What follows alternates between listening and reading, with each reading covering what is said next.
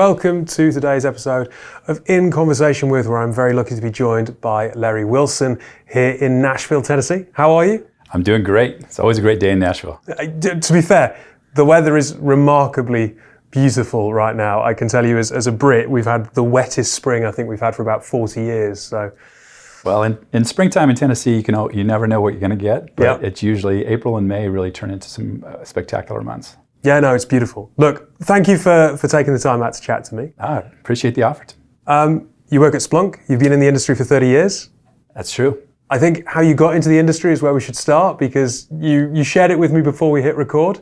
And it's, I think it's a fair reminder that meandering careers and the need to constantly re-educate yourself is something that's not new, despite maybe people thinking that it is. Yeah, you go to college, and how many kids have you talked to said, I don't know what I'm going to do with what I learned in college. And it's just a journey in whatever it takes you, right? And so you have to find out what your passion is. And so I was a journalism major coming out of the University of Oregon and found a cub reporter role with the Portland Oregonian. One day I walked in, my city editor goes, hey, you know what, there's a press conference going down. Some guy's talking about computing or something. Can you go see if there's anything worth writing about? So I went down there to this huge conference room, and there were three of us. Not a big draw in those days. And he started talking about personal computing and the future of personal computing. And so I went back and I translated that to the audience, read my story, and I started thinking, there might be something to this. And he got my attention. And so a year later, I found myself in Silicon Valley.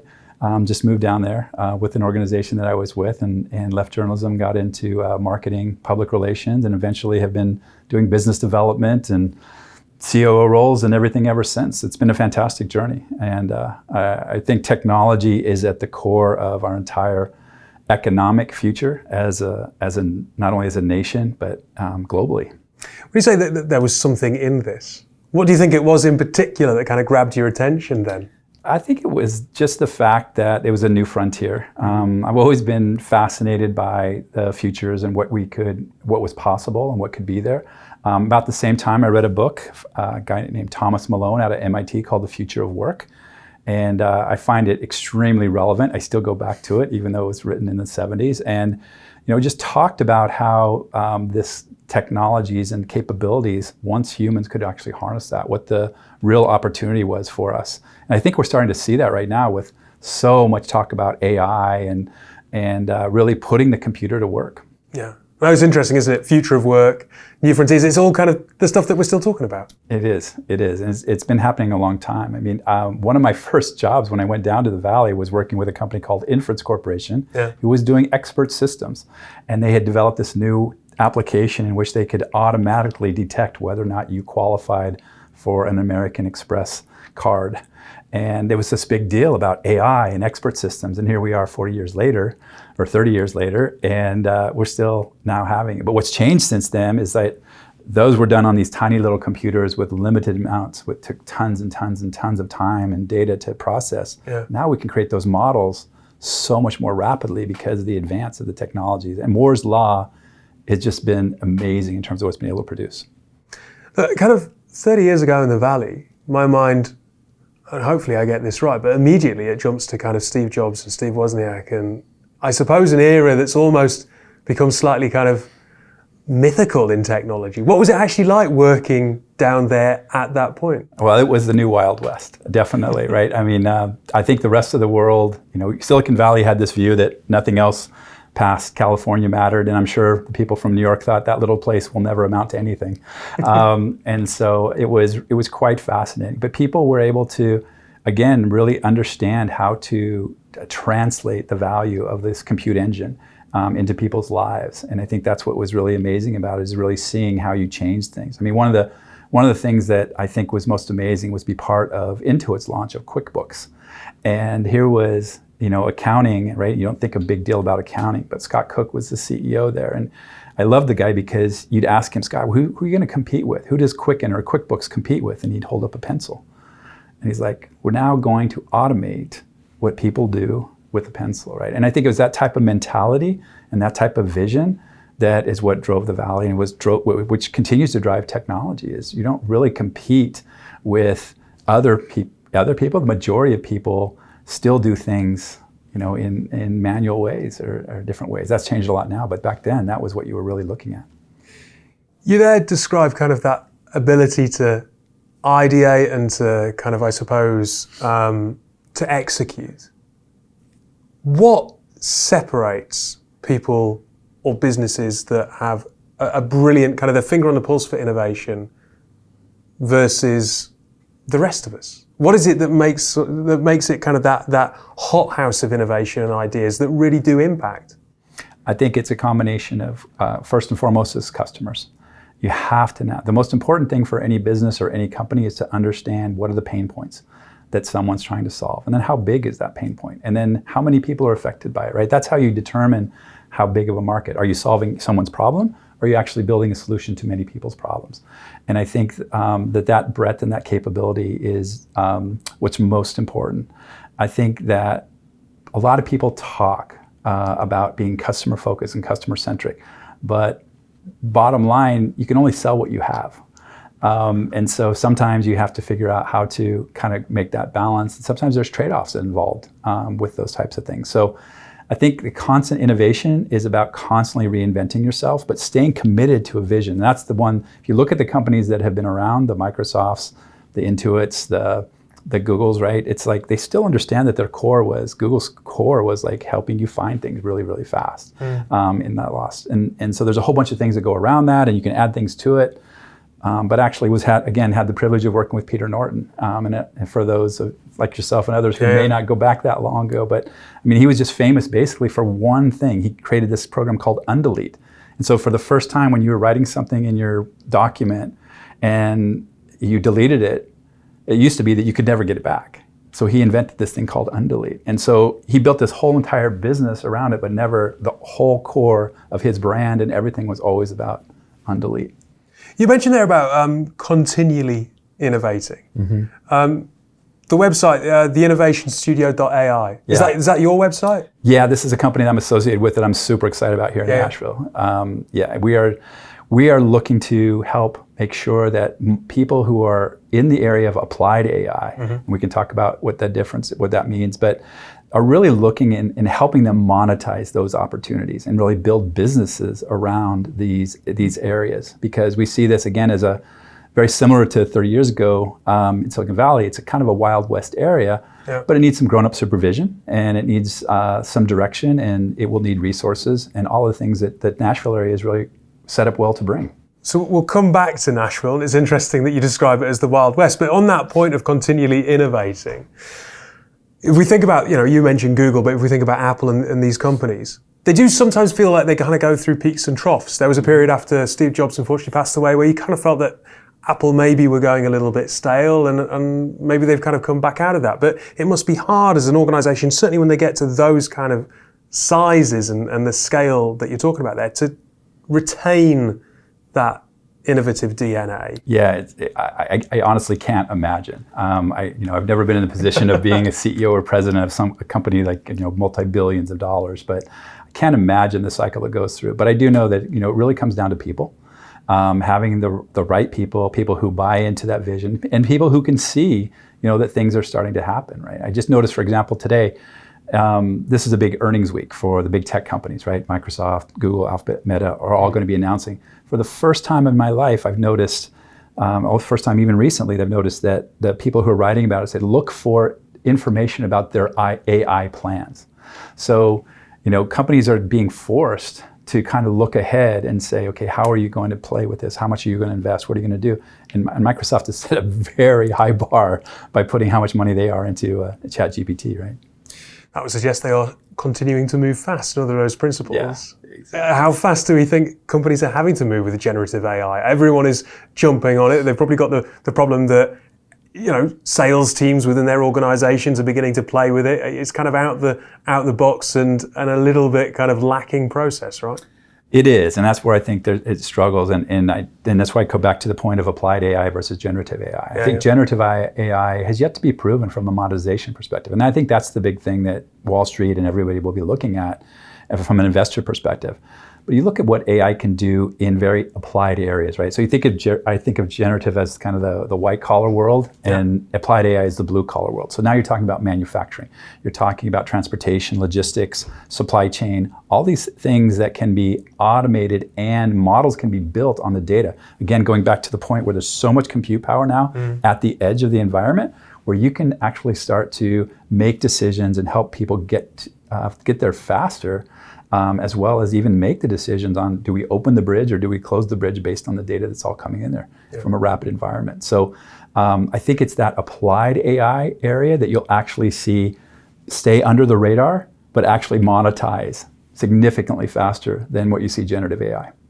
So one thing I just wanted to ask you about what's on the website very quickly is around this idea that also it's important to have fun. Because that sounds like a very easy thing to say, oh, everyone's going to have fun. Yeah, sure. But when we're talking about supply chains moving fast, when you're talking about customer fit or monetization, they kind of jar a little bit with having fun. So what do you really mean by that? I think it means that you have to feel connected to what you're doing, right? I mean, I've been in this business for 30 years. Every day is a new day. That's what I love about it, right? Some personalities that may not be great. Some personalities will thrive on it, like myself. And I think it's that fun part has to be equated to something that you're doing, like making the world better or saving someone. I mean, there has to be some big picture mission. For me, it's about making sure that technology is being used for the good side of things. People have abused technology to do some very terrible things, and that will continue to happen, and we're going to have to police that significantly. But I want to be on the side, and what motivates me is all the good things that technology brings to people's lives, and the fact that I love the statistic. And it's probably grown since I started saying it, but I think the normal American at least touches about 40 embedded microprocessors before they have breakfast. Wow. Right? You think about your watch and your alarm clock and all these types of things. I mean, it's just amazing how that little piece of silicon has changed our entire world. So we've got a police tech, and yet here we are in the Wild West. Yes. So look, I mean, joking aside, what do you think it is about Nashville right now that's an interesting place to be? I always believe the fact, and one of the reasons I came here in 2019 is I really could go anywhere in the U.S. at that point. I had some opportunity to do that with my girls in college, et cetera. And what really, I just felt that the burgeoning part of the technology community was going to be driven by this best begets best attitude. I've used that term, right? This is the country music capital of the world. You talk about entrepreneurs, think about what country musicians do. I mean, they come in here, they risk their entire lives, they put all their fortunes, they come here to try to make it big. And many of them have been very, very successful.